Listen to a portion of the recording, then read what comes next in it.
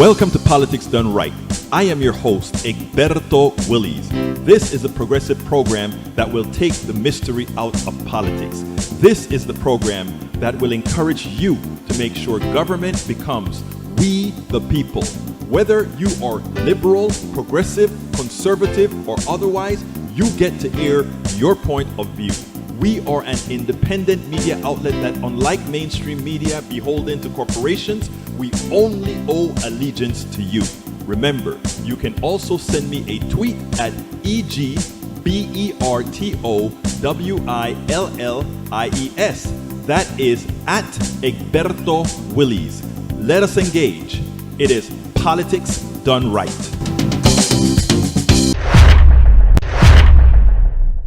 Well, folks, welcome to one more edition of Politics Done Right. I'm Egberto Willies, your host. Thank you so kindly for being a part of the show. And yes, Michael Rudnin, you found out. Thank you so kindly for having me change it early on. I did forget to change it. Oh, it seems like everything is okay so far. I want, as soon as anybody hear an echo or anything, I want you to tell me. That is how we're going to be able to figure this thing out. We pay a whole lot of money for these streaming softwares and all that good stuff, and we constantly have to figure things out. But you know what? It's not about the software. It is about us getting the job done, right? It is about us putting the information out there. Welcome aboard, everybody. Paul Fleming checking in from ATL. Paul Fleming, that is. Michael Rudnin, AVQ, welcome aboard, my brothers and my sisters. Tiaula Wilson, welcome aboard. I try to get some of it early now because, sometimes I get into my talkative stage, and what happens then? I forget to run and do it, and then at the end of the day, we're trying to salute you. Anyway, guys, welcome to 39 days before. Welcome to 39 days before. There's less background. Oh, great. I'm glad to hear that. 39 days before us taking back our country. Remember how some people always like to say, oh, I want my country back. Well, you know what, brothers and sisters of all ilks, conservatives, Republicans as well. You're included here, brothers and sisters. I mean you too. This country comes back to the people in a few days. Bruce Curtis, hey, from Canada. Hey, I've got the interview today is about a guy I'm not going to tell you right now, but just stick around. Bruce Curtis from Canada. Hey, Canada.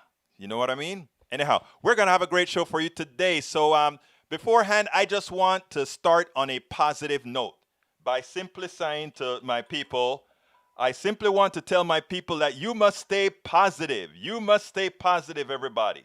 That is what it's all about. So what we're going to do is make sure and keep things going. Anyhow, to start the program, I'm going to go ahead and bring it up so you guys can see it as well. Now, I want to make sure that as I change windows, that these things don't, that as I change windows, etc., whether things stays the same. So what I want you guys to do is tell me, yay, nay, something changed, something didn't, whatever the case may be. Anyhow, title of the show today is Stephen Scheinbart actually became a Canadian because of Trump. Path to fascism. Many people talk about becoming Canadian because of Trump. Here's a guy that did it. Are we really on a path to fascism, or is this overblown? What do you guys think? It's a bit off, okay? I'm glad you told me. I think it got off as soon as I changed windows. You can let me know that as well. Stephen Scheinbart, PhD, is a clinical psychologist and author of I Actually Did It, Becoming Canadian Because of Trump. Stephen shares his story as a New Yorker who spent the years after the 2016 election researching and undertaking the surprisingly difficult and complex process of immigrating to Canada. In November 2019, 3 years after his journey began, on that fateful night, he finally became Canadian. Wow. Are we on a path to fascism? Trump clearly hopes so. The truth is, it is not in his hands. We are not a country that is used to that type of government, and it is impossible for him to be successful. And I said more about that after I saw a piece yesterday. So what I want to do is bring you guys that piece, and then we'll take it on the other side. So let's go ahead and hear that, and we'll move on then. I want you to listen to what Michael Beschloss had to say. He's a presidential historian that appeared on Rachel Maddow, and then let's take it on the other side. Michael, watching the news over the last few days, there has been, I think, a little bit of a genuine freakout about the president's remarks that the election, by definition, right now, in advance, before we know what any results are, is illegitimate, it's fraudulent, that the ballots need to be stopped, that the ballots are out of control, that there won't be a transition of power, there will be a continuation of power because he's going to get rid of the ballots. I think there has been, for all the outrageous things he said, there has been a sort of genuine freakout about the president crossing a lot of new lines with this kind of rhetoric, particularly close to the election. Did any other president ever play with this kind of fire in advance of the votes being counted, talking about the election as something that ought to be disregarded? Nothing even remotely similar. You want to go into history to look for something like this? Go into Italian history and look at Mussolini. This is the way dictators come to power. He's telling you what he intends to do. And we've got to make very sure that in the next 5.5 weeks and after that, we do not get in a situation where, just as Senator Sanders was saying tonight, Donald Trump announces that he's won and puts us in a situation where our democracy is being stolen minute by minute. This is not a drill. Franklin Roosevelt said in 1940, at the time of Adolf Hitler, never before since Jamestown and Plymouth Rock has American civilization been in this kind of danger. We are approaching that point tonight. Now, I understand everything that Beschloss is saying, and not only do I understand it, I agree with it. But I think it is important that people to realize Donald Trump can only do this if we allow him to do so. And we have a hell of a lot of time. In fact, we should be doing this already. The polls look pretty good so far. But we should not simply give in to that fear. We should not give in to that paralysis. We have to simply go out there and do what we have to get done. Donald Trump is not the exception. Any president given the leeway, I try to get away with as much as they could. The thing about Donald Trump is Donald Trump has no morals or scruples. And because he has neither of those, he just takes it to the limit. But every president with power tries to maximize that power that they have. So let's not sit down and think this unintellectual, less than intellectual person somehow has something special to be this grand dictator. The reality is, in the scenario that we're in right now, he threw away a whole lot of possibilities to become one. But here's the deal. We are still in command, and the good thing about it is many of the power structures have still not given in to him. So let's not panic. Let's not get into some sort of paralysis. Let's just go out there and vote ourselves and encourage all others to vote. That is how we do it. Not from all these scary talks, but just going ahead, getting busy, and doing what is done in a democracy. You know what? Before I go to the thing, I want to handle some of the messaging that I have seen, and I want to take care of it right away. So let's go ahead and take it in order. Let's see. I think Tank 28 made a comment that Hillary told Biden not to give in if he loses. No, Hillary never said that. But whatever the case is, Hillary is a private person. The president is the president of the United States who people listen to. So that's ridiculous. The other thing I've been talking about to a whole lot of people is it is time for the reporters to do their job. It is time for the media to do their job. And what is their job? Their job isn't to say, hey, Donald Trump, if you lose, are you going to leave the office peacefully? You should immediately say, Donald Trump, all polls show that you are losing, and not only losing, but losing badly. You're losing badly in blue states. You're losing marginally in very tight red states, and you're losing Big Ohio, you're opened up a 5 point. Biden opened up a 5 point lead. In Minnesota, a 14 point lead. We can talk about all these different things. So it's kind of silly when Donald Trump goes out in front of his people and constantly say, "Oh, if I don't win, it's because of fraud." When all polls, not from one organization, even Fox News, show a Ohio 5 point race. Even Fox News. So let's get it clear here. And for my brothers and sisters who are Trumpists right now, if it were one poll, if it was NBC and you said, "Oh, well, that's NBC, liberal station." If it was CNN, "Oh, that's CNN, liberal station." But Fox News has him leading. If you even take a look at some of the Rasmussen polls, which have probably a built-in 5 point bias against progressives, you understand what I am talking about. So it's best if my brothers and sisters on the right start to get reality based in that we do have polls, and the polls in 2016 weren't wrong. For all of them that are dreaming to say, "Well, look at how Trump still won," even though the polls said something else in 2016. I think it was a bad thing for some, because they were derelict in their duty, meaning the Democratic Party was derelict in their duty in 2016 to go ahead and blame polls for Hillary Clinton's loss. Actually was a bad thing, because it gives a lot of the current Trump supporters the idea that somehow these polls that have wide leads for Biden and all these other places can somehow be overcome because look what he did with Hillary. I say this on every show, and I will say this on every show because others that are new to the show need to hear this. The polls during the Hillary Clinton 2016 race was not wrong. Hillary Clinton, in mostly every poll, came within the margin of error, and every poll has the margin of error. Right now, Biden is running outside of the margin of error in many, many polls. Again, he's at 50% and running outside the margin of error, and it's not only on polls that are done by NBC, MSNBC, CNN. It's also polls done by many universities, polls done by YouGov, and many other polls. That's an absolute statement. Donald Trump is losing. He's losing badly. And when he goes out there and fools his people, he's doing them harm. Just like he's doing them harm. I don't know if I'll be able to get this video. I was trying to tape this video before I got here. I don't think I'm going to be able to play it. But the problem is, you know what? Maybe I can play that. I can find a way to play that. I would like to play a video for you, because just like he plays his people that are going to all these rallies, Donald Trump has so many people now going to these rallies, right?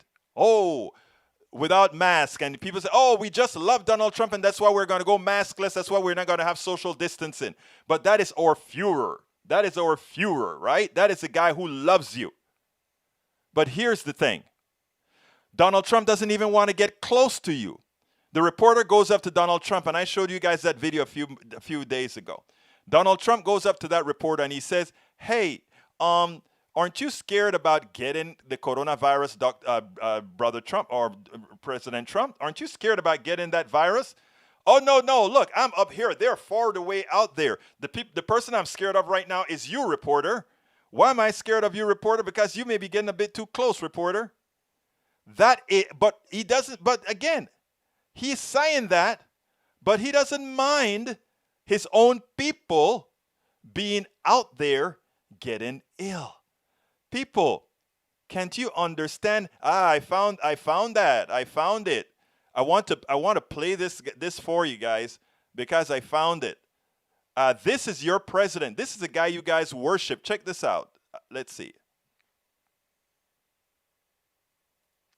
Hope it's going to give me a commercial in the beginning, but I'll stop it in the middle, and then we'll get it. Here it is. There we go.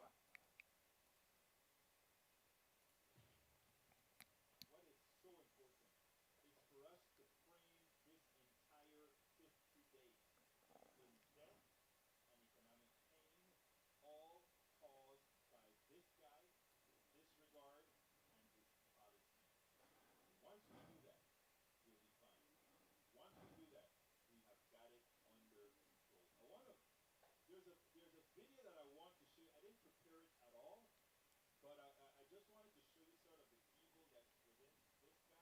turns out that Donald Trump was in Las Vegas yesterday, or close to Las Vegas, giving one of his speeches. A room with thousands of people stuck together with no mask. While he's being interviewed, I want you to see what it says here. I'm going to take it up. President Trump today after his weekend trip to Nevada. The president holding his first indoor rally in months just outside Las Vegas last night, attracting thousands of attendees, many of them not wearing masks. One night after people lined up shoulder to shoulder for an outdoor rally in the northern part of the state. Now, the president was openly defying state rules which prohibit gatherings in groups larger than 50 people. Nevada's governor calling the decision to hold the rallies, quote, reckless and selfish. But in a newly released interview with the Las Vegas Review-Journal, Trump says he does not feel he is risking his own health. Aren't you concerned about getting COVID, though, in an enclosed way? No, I'm not concerned. What about I'm people more here? concerned about how close you are, to be honest. Sorry about that. Because you know why? I'm on a stage that's very far away. And so I'm not at all concerned. I want you guys to understand what just happened there. A lot of people would just look at that and say, oh, that's good old Donald Trump. That is good old Donald Trump. But understand what just happened there. There's an outtake of a room filled with his supporters, shoulder to shoulder, breathing each other's breath. Some of them probably contaminated with COVID. There it is. It's full. A reporter comes to him to interview him. She gets a little bit close to him and said, aren't you kind of concerned about getting COVID? You don't have a mask on. And if you take a look at the room, there's at least a 12 to 20 feet barrier between the stage and all those people. And then you have the cops around that. And then the reporter, I don't know, she kind of got close on the stage. And she says, aren't you scared about coronavirus, COVID? Oh, no, but what I'm scared of is look at how close you may be a little bit too close to me. He's scared. He is acknowledging that she's too close to him, but he wants all of his followers down there packed right. That is what I really wanted to show. I was kind of I played that directly from YouTube instead of within the system, because what I wanted to show is Donald Trump had a whole lot of people there, but he didn't want to have anything to do with them. He wanted to make sure he was not going to get close to those people. He doesn't want to have a darn thing to do with his own people. Think about that, folks. Think about that. That is our president. But here, let's see. Let's go ahead and play the... I'm going to answer all your questions on the way around, but let me go ahead and play the thing with the Canadian guy, and then we'll be right back on the other side. Here we go. Welcome to one more edition of Politics Done Right. I'm Egberto Willies, your host. I'm here with quite an interesting person. Stephen Chambord, PhD, is a clinical psychologist and author of I Actually Did It, Becoming Canadian Because of Trump. Stephen, welcome to Politics Done Right. Thank you. It's a pleasure to be here. Well, Stephen, tell me a little bit about yourself before we get into what's really happening or why you did what you did. Tell me a little bit about yourself. Okay. I am a native New Yorker, born in Manhattan. I've lived my entire life until January in New York, Manhattan, 20 years in Brooklyn, the Bronx, Long Island, a whole region. And in January, I moved full-time to Toronto after working on becoming a Canadian citizen ever since the 2016 election. Now, so did you always have plans to become a Canadian, or did Donald Trump simply trigger that move? I never thought about becoming Canadian, and that's why the book is called Becoming Canadian Because of Trump. I always liked Canada, like a lot of liberal blue state people like it, but never thought about moving there. But then I thought, if this guy wins for the election, if Trump wins, I'm going to consider, like a lot of Americans, consider the possibility of becoming a Canadian citizen. I didn't even know it was possible or not. I just knew I wanted a backup option, and I started exploring it the day after the election. Now, what do you do? Oh, what do I do? Yeah, for a living. I mean, you were a Oh, psychologist here in the United yeah, States. I don't know yeah. that you were board registered in Canada or anything, right? No, I was not, and that was a big part of my journey. No, I'm a psychologist in private practice. I had a private practice in Manhattan, 20 years, and I had to spend my first year after the election just becoming licensed, or what they call registered, in Ontario as a psychologist. And that was a whole process in itself. I had to prove, after 20 years of experience, all they seemed to care about was how many hours I had on seeing patients in my internship in 1989. And it was so bureaucratic. I got stuck on that. And they didn't really care that I was practicing 20 years. But I got through it. I got registered in Ontario. And then I was able to start working in Canada. And then I had to do 1 year of Canadian work experience as a psychologist to qualify for Canadian permanent residency. So it was all a sequence. Wait. So I tell you what, it's for those people who are scared, you know what, right now, and they may be saying, I'm going to become a Canadian. I'm going to Canada. You know, you have a lot of people saying that even now, in as much as I know you watch the American news over there, and you see that Trump is pretty much losing badly, but there's a whole lot of shenanigans that may go down into making the United States what we normally refer to as a banana republic. So tell me a little bit about what does it take to become a Canadian citizen?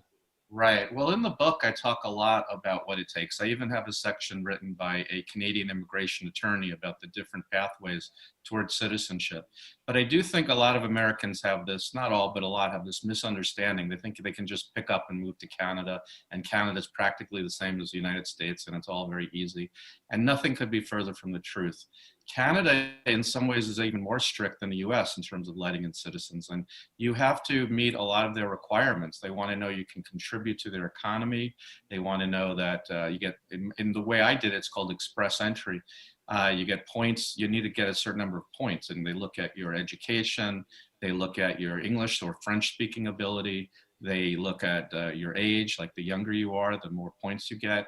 It's not easy, and they won't accept everybody, and it's like, it's its own country, just like any other country. It's not just a sort of a colony of the US, and they have their own criteria, and some people aren't going to be allowed in, and other people, it took me 3 years to complete it. And so when did you start? Right after 2016 election? Or? Yeah, the night of the election, after it was clear it was being elected, I had a long phone call to my sister, and I said, can I really do this? Because I thought if he does win, I'm going to look into it. And I have a son, a 15-year-old son in New York, and I had a lot of feelings about it. I didn't take it lightly, but it's all discussed in my book about why I made this decision, and how I really was so concerned. I know this guy. Native New Yorkers know this guy. You know, we know him well before he went to politics, and he's not a good character. Well, I mean, he's kind of displaying that right now, as it turns out. Now, tell us a little bit about Canada through your eyes. I mean, you left. I imagine you renounced your U.S. citizenship, or do you have dual citizenship? No, that's not. No, I have dual citizenship. I don't think I would have done it if I had to renounce it.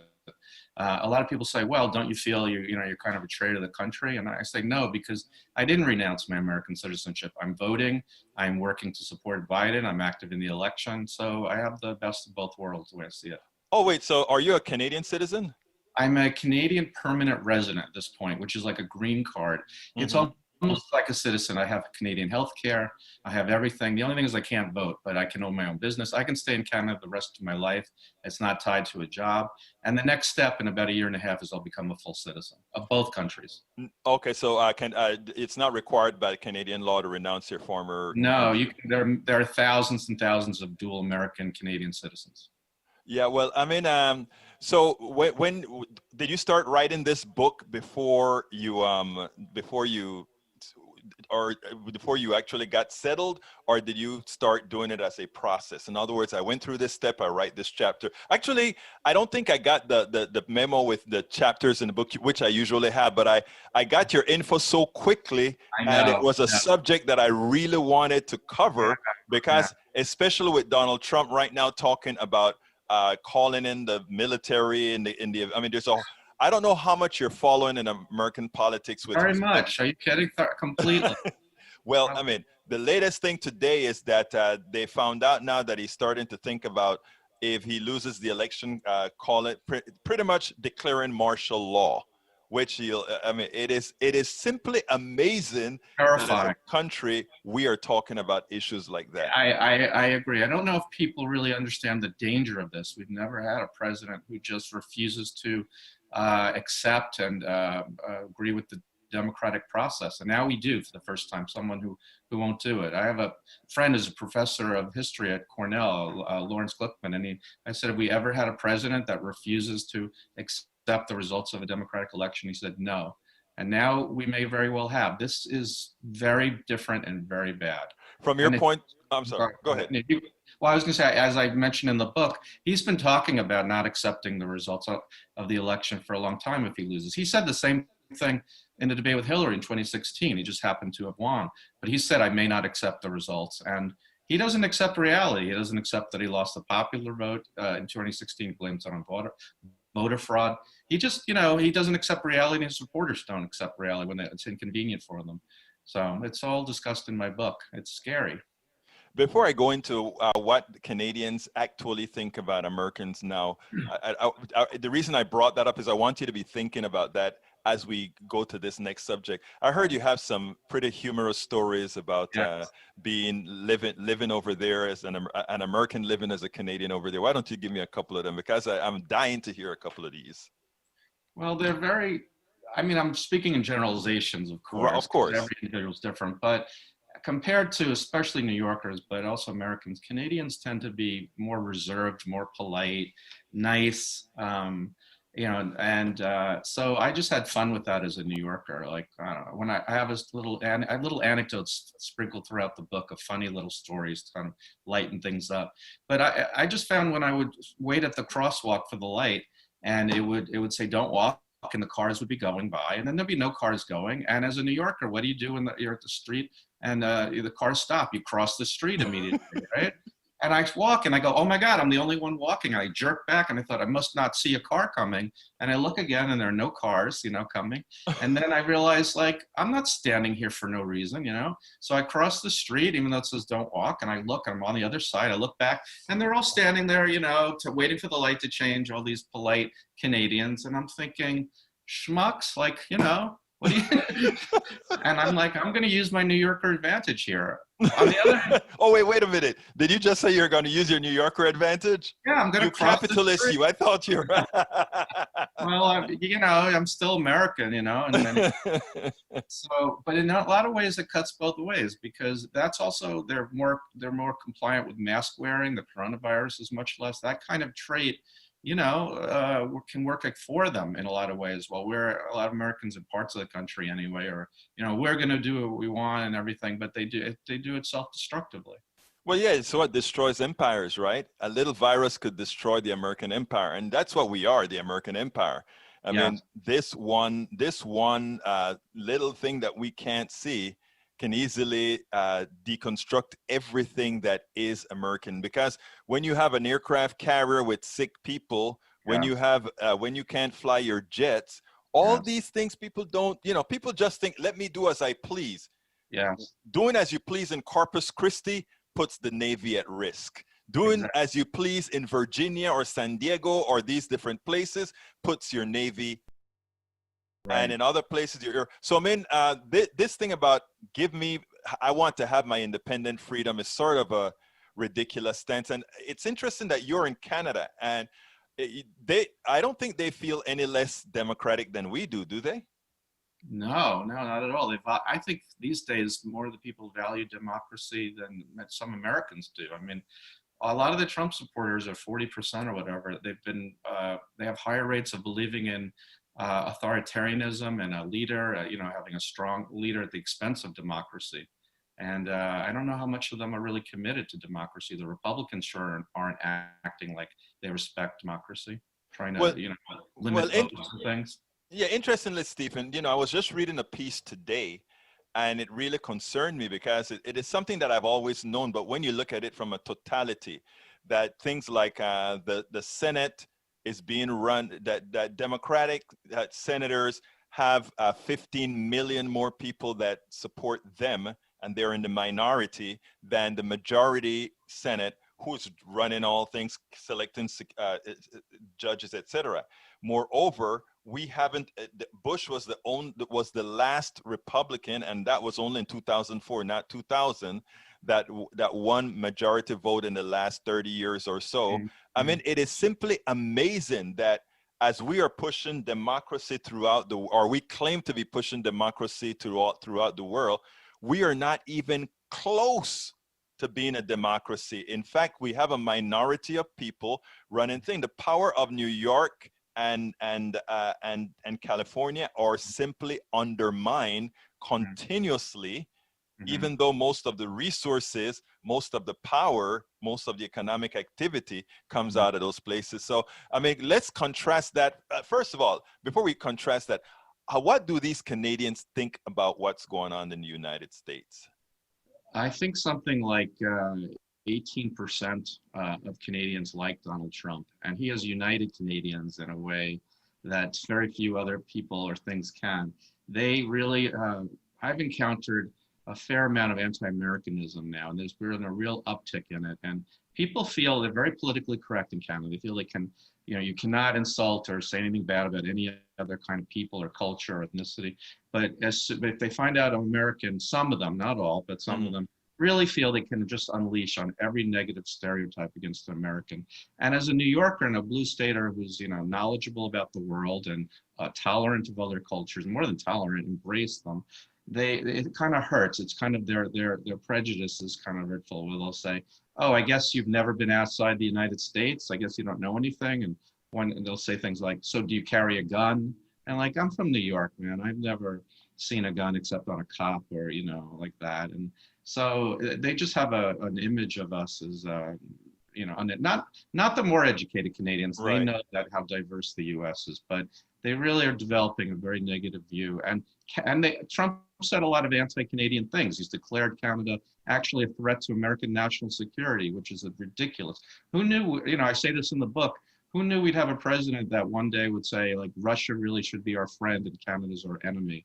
And half the country agrees with, goes along with whatever he says. Wait, let's correct that though. Let's not, that is a media's notion that half the country, let's say 37% of the country. Okay, yes, right, okay.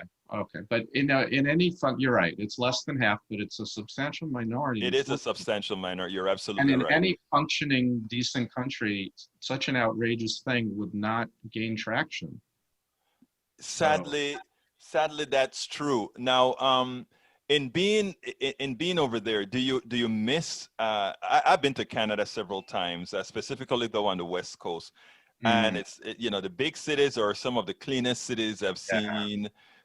You're correct that the people, the culture itself is a very nice culture. In other words, they hold a lot of stuff on the inside to be polite. Yes, that's right. I don't want. Right. I don't want people to believe like they're any different than we are. They are just polite. Well, you're right. What I've noticed is I think they are nice on the level of strangers or acquaintances in society, which is actually very nice, as people will hold the door for you. I once was late at the airport and I was going to miss my flight, and they just actually allowed me, each person, to go ahead of them on the line, very friendly, to move ahead so I could make my flight, which really wouldn't happen too much in New York. So in that level, they really are nice and kinder. But I was fooled because I thought once you get to know them in more depth and more personally, they'll continue to be kinder. But then I realized, like, they're just like everybody else. No, people are people. Yeah. Right.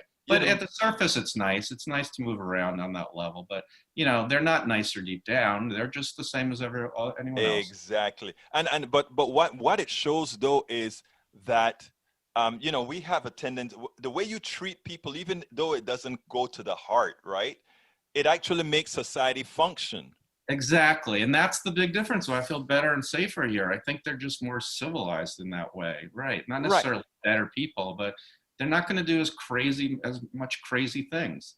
And and that's what a lot of people look at that as, that is not democracy. That is the society is actually creating a society. You means restricting a bit of individualism, a bit of democracy, so that we can all coexist in such a manner that we have a society. Exactly. And it's so hard. Those people on the right, sometimes the right, I wonder if it is best for them to see what a society would look like entirely governed in that manner? Because you're as a Canadian resident and working with Canadians now, you've seen it. Yeah, we're all the same, but when we live within a particular construct of how we interact with people, it creates a livable society, a polite society. Well, I've seen it. Canada has something like 1/4 of the coronavirus rate of the United States. I've seen it, but there's a lot less dead people here because they take their responsibilities as citizens seriously. They're not just like, I can do what I want with my freedom, even if it means hurting other people. No. That doesn't compute. Now, tell us a little bit, since I have you here, you're on a political show, etc. What should the Americans like to fool themselves about knowing history, which most, unfortunately, I'm originally from Central America, Panama. We had to learn European history, American history, South America. We had to learn everything. We had to learn the capitals of the entire world, that sort of a thing. Something that isn't promoted by superpowers, right? You are you run things. You don't really have to. But those of us that are in these different countries, we have to know the rest of the world. Right. As much as Canada is right to the north of us, very few people understand Canadian history as it relates to us. In about 2 minutes or so, what can you tell us? Well, I think the origins of Canada and the origins of the United States really shed a lot of light on the differences in the culture between the two countries. The United States had a revolution, right, in 1776 to break free of Great Britain. And Canada was also a colony of Great Britain. And so we had this revolution to become independent. We have this independent spirit, which I think has a lot of benefits, actually. There's a lot of pros and cons, but it's nice with the first colony to ever break free from the mother country in the history of the world. It's first country since the Roman Republic to restore democracy to the world. I mean, in the way they had it back then, it was only white men, property 12% of the population, yeah. But it still was, compared to everyone else, was just kings and queens. It was a start, you know. And then we built upon that and expanded it, and we're still in the process of expanding that, you know. Hopefully, although I don't know where the way things are going. We're going to get rid of Trump this time, my brother. I promise you that. But go ahead. But Canada, yeah. Well, I hope you're right. I'm doing everything we can, right? Absolutely. Canada stayed a part of Great Britain until 1867, and it never had a violent revolution. It just kind of over 100 years after, or 90 years maybe after the U.S. Declared independence, they negotiated in increments, a bit at a time, their independence from Great Britain. They did it peacefully, and they did it, you know, they were able to, and I'm not saying it's good or bad, it's different. They were just able to do it that way, a bit at a time, and then they became their own country. And so this kind of approach, the U.S. is more dynamic, more bold, sometimes more dangerous, more violent, more aggressive, you know, so it reflects on the culture of the people. In Canada, it's more orderly, less bold, but more kind of civilized, if you will, in a way. And sometimes it cuts against the U.S. and that the people will wear masks more in Canada. They'll comply, and it's a safer place, you know. And sometimes it's more leads to the benefit of the U.S. and that there's more dynamism there and more initiative. And you know, let me debate you on that a bit. And I want you to, and I really want somebody to say otherwise. If I mean, you know, this is Politics Done Right. You can say whatever the hell you want to say on Politics Done Right, but I don't know that from an innovation standpoint or any of these standpoints, not, you know, in other words, innovation and all these things, not talking about taking property and all of that. Are they really any less advanced than we are, let's say, with the innovative spirit as you see it? Well, I wouldn't say they're less advanced because they're using the same technologies. It's the same exact thing. In fact, in some ways, they're more advanced, like going on the subway. You don't have to put your card in the thing. It's just tap. It's all right. Paying for things. It's even, you don't even have to make physical contact. It just reads your card. There's a lot of advantages technologically. Right. But in terms of like which company, Google, and, you know, where the light bulb was invented, where major breakthroughs come through, landing a man on the moon, things like that, the U.S. has kind of led the way, and then other countries adapt. That's not true across. Of course, it's not true 100%. And there are innovations in Canada, and I'm speaking in very vague terms. Oh yeah, right. I'm just saying the boldness and the initiative, for better or for worse, is more the U.S. and the more orderly, like the saying in the Canadian, I think, Constitution is good government. They want to have good government. Yes. The U.S. is more about like the pursuit of happiness. It's even in the mission statements of each country is a little different, and they're both great. You know, they need everybody needs both.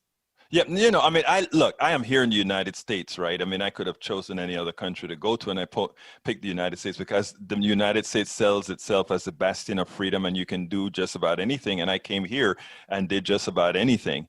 But I think a lot of people would realize that you going to Canada, you are exceptional. I'm coming here to some extent. There's something above the average, let's say Panamanian, because I was able to get here. There's something about you above the average American because you found a way to make yourself more happy by leaving America. Very few people could do that. But society isn't made for you and me or for all those other people that have the wherewithal to have accomplished these things. Society is really made for society, an orderly thing so that everybody can have that same pursuit. And that is what in my utopic belief, that is what sometimes I wonder, how do we get there? You had the ability to run, I had the ability to run. How can we actually do something to better it for everybody? You see what I'm saying? Yeah, of course. So I mean, but anyhow, I think a lot of people would like to know how to do what you did.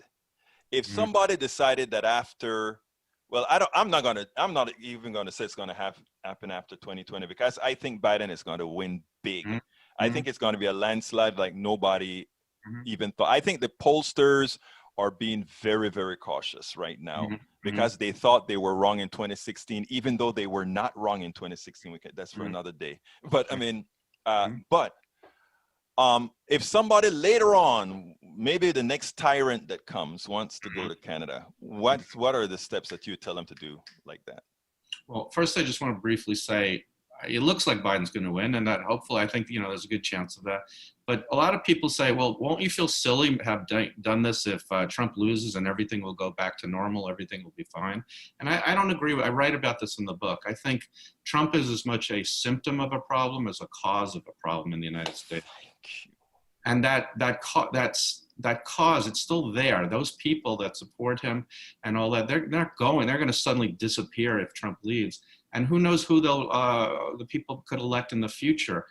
And as well as if he doesn't accept the results and he protests on Fox News and they make up big, it could really cause a lot of chaos in the U.S. So, people may want to consider this even if Biden wins. It's not like everything's going to be fine. It'll be better, but not fine. But anyway, in terms of answering your question, certainly read the book. It talks a lot about, it's a how-to book partly about what to do, but also they could consider, I urge them to meet and have a consultation with an immigration attorney, a Canadian immigration attorney, not an American one, because Americans, they don't know the rules, Canadians do. You can research on the Canadian websites. I point them out in the book as well. Things to do, things to consider. There are different programs and pathways to become Canadian. And keep in mind, you do not have to renounce your American citizenship in most cases anyway. Well, look, let me tell you, Stephen, it's been a pleasure speaking to you. I enjoyed speaking to you. You're the first American that I've been able to speak to that has left because of Trump. And I think, good words from you on that. The last question I always ask is there anything you would like to say that I just couldn't think about asking you? Oh, wow. I wasn't ready for that. Well, first I want to say that's why I called the book I Actually Did It, because everywhere I went, and I was surprised, people would say, I heard about people saying they were going to move to Canada because of Trump, but I never met anyone that actually did it. You're the first person I met that actually did it. So then somebody said to me, why don't you just call the book I Actually Did It, since everyone's saying that to you? So that's your... That is cool. Yeah. Let's see, anything really... No, let's just hold to our democratic values and fight the good fight. And you can do that whether you move to Canada or not move to Canada. The important thing is to, and in fact, one thing I said is I don't really feel so much that I left America. I feel like America left me, and I'm still supporting America. And America's not so much of a place as it is an idea. and a value. And that can be practiced anywhere. And frankly, these days, maybe it's being practiced a little more faithfully in Canada than America. And we need to restore that back in America. Stephen Scheinbart, clinical psychologist and the author of I Actually Did It, Becoming Canadian Because of Trump. It was my pleasure to have you on Politics Done Right. Pleasure for me too. Thank you very much. Well, folks, I hope you like that. But the first person I got to get to is my good friend. Thank you for that super chat. Let's give the big hand today for Dimitri OG. He gave us a super chat on YouTube. Thank you so kindly for that super chat. And since you opened the door for that, for all my great people, whether you are there on Facebook or anywhere else, may I suggest that you go ahead, if you're on YouTube right now, click that join button and join our team, just like Bridge MCP did yesterday. So why don't you click that join button, and as I see that red thing come up, I'll call you out. And by the way, folks, let's see. I want to answer some of those questions, but let me go ahead and put that YouTube link in here first, if it'll even take it.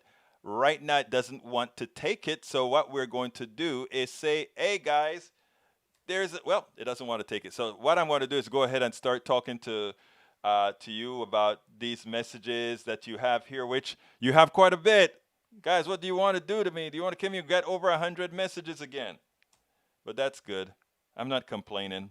All right, let's see. Hold on one second. Oops, I sent it to the wrong place. All right, let's see. It looks like it's only taken for you. Okay, here's the deal. If you guys want to support us on YouTube so that you can participate in our October 3rd YouTube Squamish, it's still not doing. You know something, guys? Yours truly is foolish. It's his fault. It's his fault. It's my fault. Nobody else's fault but mine. Click on that link right there and become a member via YouTube. It's cheap. And whenever we have our live chats on YouTube and live stuff on YouTube, you'll participate in it with us, and we can have some interchanges, all that good stuff, including our special invites on not only on YouTube, but also on what that stuff is called again. Okay, I hope you read this. While I agree with the last point that this is from Rudnin. While I agree with the last point that the key is to link racism and class conflict, I don't have a good answer to the rest of this and need some perspective on it. Progressives commonly categorize Latinos as people of color, no doubt partly because progressive Latinos see the group that way and encourage others to do so as well. Certainly, we both took the perspective for granted. Yet, in our survey, only 1 in 4 Hispanics saw the group as people of color. In contrast, the majority rejected that designation. They preferred to see Hispanics as a group integrated into the American mainstream, one not overly bound by racial constraints, but instead able to get ahead through hard work. The minority of Latinos who saw the group as people of color were more liberal in their views regarding government and the economy, and strongly preferred democratic messages to the dog whistles messages. For the majority of Latinos, however, the standard democratic frames tied or lost the racial fear message. In other words, Mr. Trump's competitiveness among Latinos is real, but our research also suggests good news. There is winning message Mr. Biden and his party can deliver that resonates with most Hispanics, no matter how they conceptualize. Okay, let me give you the definitive answer there, brother. I am a Latino, okay? But there are blue-eyed, blonde Latinos from Panama, Mexico, and anywhere else. There are indigenous Latinos. Latino is just a catch-all for people who speak Spanish that are not from Spain. Okay? Hispanic, however, are the people from Spain. So it's all they all screwed it up, even on the census form when they say, are you Hispanic? Are you Latino? What are you? Etc. The fact is, Latino is just a bunch of people they throw. So they call me an Afro-Latino. They call somebody a Greco-Latino, all that kind of Latino, Mexican Latino. All these different flavors of Latino occur, but we were just throwaway. Not to call me just African-American, because I'm not African-American by definition. I'm Latino, Black Latino by definition. And so it is a misnomer, and the same issues you have in America as a country, meaning the racial divide within America, that same racial divide occurs within Latinos. We don't speak about it that much because the one true thing about Latinos, if you go to the Latino countries, they don't talk about race. We know about race, but they don't talk about race. If you hear about Ricardo Miró and all these other people, you don't really know what race they are, right? But the common knowledge of the master-slave relationship that occurred in the French areas, in the Portuguese areas, in all these areas, they still exist. But we are just silent about it. If you go to Brazil, you'll see black people that are living in the shanty towns mostly. I mean, you have all the people. You have white folks in the shanty towns, but mostly black. If you go to my country, Panama, and you go to Colón on the Caribbean coast, you see the same kind of disparities that you see in every single country in this world. Now, we don't have the outright racism that we've had in the United States because there's a hell of a lot of intermingling in the Latino countries, but you still have these issues in the Latino countries. Okay, they're still there. They're not quite spoken about as often. And most of the rationalization I see in American papers about Latinos are mostly wrong. When they say, oh, 25% of Latinos don't want to be called people of color. Well, if you come to the United States and you know that if you don't call yourself a POC and you can pass, you have benefits, then of course that's what you do. So when you click the Latino sign, you don't do it, but you go ahead and you ask all the Latino senators that are in Congress right now. They call themselves white. I mean, Cruz says he's white. Rubio says he's white, and the truth about it is he's white. I don't think we should call black people African American. We don't call other people Italian. Let me tell you something. I have been talking about the referencing black. I don't like the term African American because let me tell you what it has done. There's a movement in America called the ADOS movement, African Descendants of Slave movement. And that movement, what it has done is that it created a huge division between black people within. A lot of people don't know about that because nobody talks about it, right? Between the black community. What that means is that I once, in supporting the ADOS community who are looking for reparations, I go in there to give them support. And I remember one person saying, but do remember, Egberto, you are not African American. You are not ADOS. Wow. Tell the cop that the next time he stops me, right? So the thing about it is there are all these things that are made to partake and divide people. And the reason they do that is that's how you really have control. If you think that by taking certain kinds of division, you can have gradations of people and all, you can create all kinds of necessary conflicts, and those conflicts give those ultimately on top power. That's what it's all about. So when it comes to Latinos, it's the same issue. Anyway, thanks again. Thank you again. Let's see. Who else is here? But Demetrio G, thank you for that super chat. Thank you so kindly for that super chat. Paul Fleming says they used classifications to distribute money. That where they take the census. Yeah, that is a true statement. All right. Anyhow, folks, for those of you who want to support Politics Done Right, please go ahead and join our Patreon. We need patrons. That is politicsdoneright.com/Patreon. You can also support us at politicsdoneright.com/PayPal. And here it is in the link as well. And again, what I'd love for a lot of you to do as well is go join our YouTube. Go join our YouTube. That is politicsdoneright.com/YouTube. Great. We're going to have a whole lot of things going there. And my book, I haven't mentioned my book today. Please, por favor, go ahead and get It's Worth It. How to talk to your right-wing relatives, friends, and neighbors. And there's a link for the book. You can get it at Amazon. Just look it up at Amazon. You just use my name as well, Egberto Willies, or the name of the book or whatever. It'll pop up.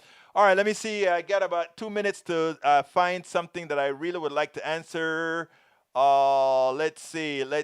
I think Masticator is still on the kick that I lie. And let's see. But you know what? He's yet to come up with absolutely one lie that he can attribute to Egberto. So I don't know how seriously you can take it. Masticator also said, you don't know, we'll create a GoFund to get all you guys that want to be like Canada off to Canada. Again, I must remind you, there are things I haven't covered that I wanted to cover, but we kind of went over. But here's the deal, Masticator. There are more of us than there are of you. There are more people that vote for the progressive side than you do. There are more of us. Remember, we are ruled by the minority. Don't forget it. There's an article we were supposed to discuss today. I'm going to put it on the screen so that people who watch the show later on can actually go to it. I wrote it up. America was never a democracy. We start making it one with 2020. And the title of the article was from BuzzFlash. Clinton beat Trump by 3 million votes. GOP senators represent 15 million fewer Americans than Democrats. In other words, we are minority rule. It's not a democracy. And when you tell people of the other ilk, okay, yeah, just leave the country if you don't like it. More of us want it more progressive than you do, Masticator. There are more of us than there are of you. Remember that. And the ones that want a better America look like all of us. All of us. And Tank 28, the Republic is a cop-out. Republic means representative democracy. And there's nothing representative of 15 million people not having representation. A representative democracy means proportional distribution of the people who represent you. Period. Period. Thank you for showing me that video, Michael Rudnin. I appreciate that very much. Again, my brothers and my sisters, look, there are 2 articles I wanted to go over today, but as usual, you guys run the show, and if you guys start getting me into these conversations, that's what we do. Anyhow, folks, please click that join button and become a YouTube subscriber as well. It's only $1.99 to become a YouTube subscriber. And the good thing about that is you are helping this very well. Tank, on point, but I suspect Egberto is too brainwashed to understand the difference. No, you, my dear Masticator, don't understand. Representative democracy doesn't mean representative by state. A republic don't mean a little state should have 2 senators and a big state have 2 senators. That is not representative democracy. That doesn't represent, that's representative of a state. It's not representative of the people. Let's get that in your cráneos, por favor. It is important that you understand that. And when Americans start to understand that, the problem is many Americans don't understand how they are disenfranchised by what the founders did initially. And we have been franchising them over and over again. We started to give women the vote. We started to make sure that you didn't have to have territory to vote. We started to make sure that people of color could vote. We have changed the Constitution from being representative of 12% to being representative of an even larger class.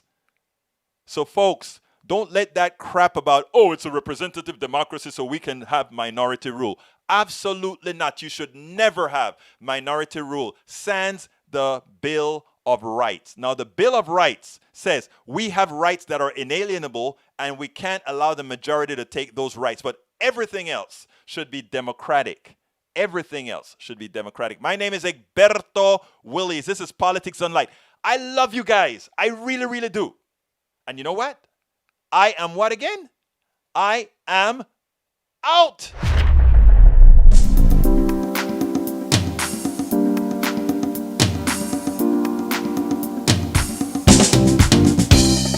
Welcome to Politics Done Right. I am your host, Egberto Willies. This is a progressive program that will take the mystery out of politics. This is the program that will encourage you to make sure government becomes we the people. Whether you are liberal, progressive, conservative, or otherwise, you get to air your point of view. We are an independent media outlet that, unlike mainstream media beholden to corporations, we only owe allegiance to you. Remember, you can also send me a tweet at EGBERTOWILLIES. That is at Egberto Willies. Let us engage. It is Politics Done Right.